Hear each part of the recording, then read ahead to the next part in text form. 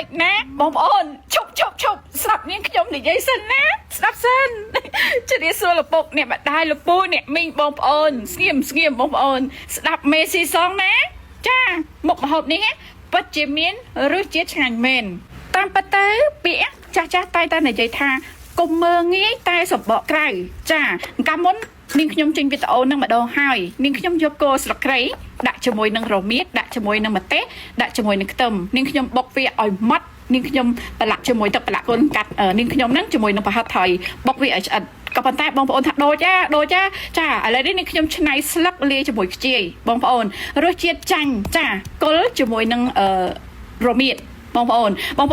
បុកគល់វាប្រហែលជា6គល់មកបងប្អូនហាន់វាតូចហើយដាក់រមៀតប្រហែលជា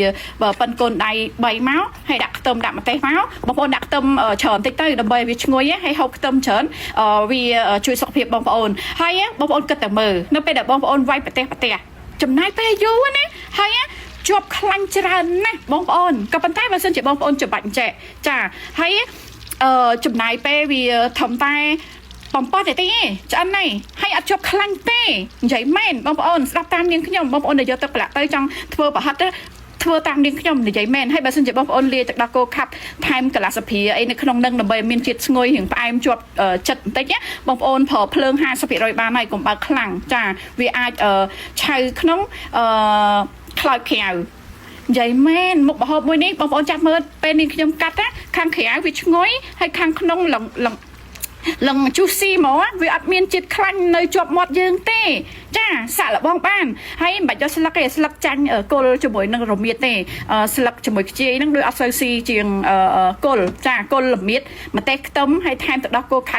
កន្លះសភាមកដាក់ជាមួយនឹងប្រហិតកន្លះគីឡូជាមួយនឹងទឹកប្រឡាក់សាច់កូនកាត់សិង្ហបុរីហ្នឹងមួយវែកពេញអញ្ចឹងមកបងប្អូនធានាជ្រូអែមទៀត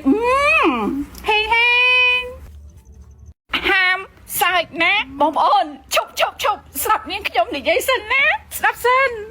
ជិះសួរលពុកអ្នកម្ដាយលពូអ្នកមីងបងប្អូនស្ងៀមបងប្អូនស្ដាប់មេស៊ីសងណាចាមុខម្ហូបនេះពិតជាមានរសជាតិឆ្ងាញ់មែន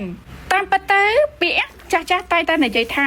កុំមើងងាយតែសម្បកក្រៅចាកាលមុននាងខ្ញុំចេញវីដេអូនឹងម្ដងហើយនាងខ្ញុំយកគល់ស្លឹកគ្រៃដាក់ជាមួយនឹងរមៀតដាក់ជាមួយនឹងម្ទេសដាក់ជាមួយនឹងខ្ទឹមនាងខ្ញុំបុកវាឲ្យម៉ត់នាងខ្ញុំប្រឡាក់ជាមួយទឹកប្រឡាក់កូនកាត់នាងខ្ញុំហ្នឹងជាមួយនឹងប្រហិតថៃបុកវាឲ្យឆ្អិតក៏ប៉ុន្តែបងប្អូនថាដូចចាឥឡូវនេះនាងខ្ញុំឆ្នៃស្លឹកលាយជាមួយខ្ជាយបងប្អូនរសជាតិចាញ់ចាគល់ជាមួយនឹងរមៀតបងប្អូនបុកគល់វាប្រហែលជា6គល់មកបងប្អូនហាន់វាតូចហើយដាក់រមៀតប្រហែលជា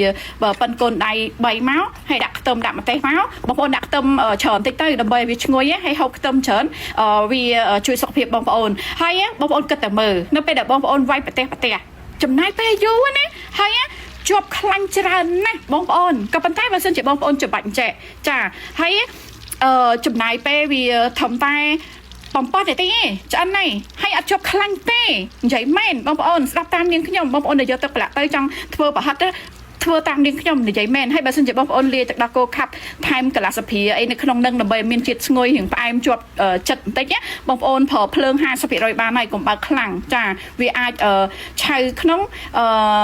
ខ្លោចក្រៅនិយាយមែនមុខម្ហូបមួយនេះបងប្អូនចាប់មើលពេលនាងខ្ញុំកាត់ខាងក្រៅវាឈ្ងុយហើយខាងក្នុង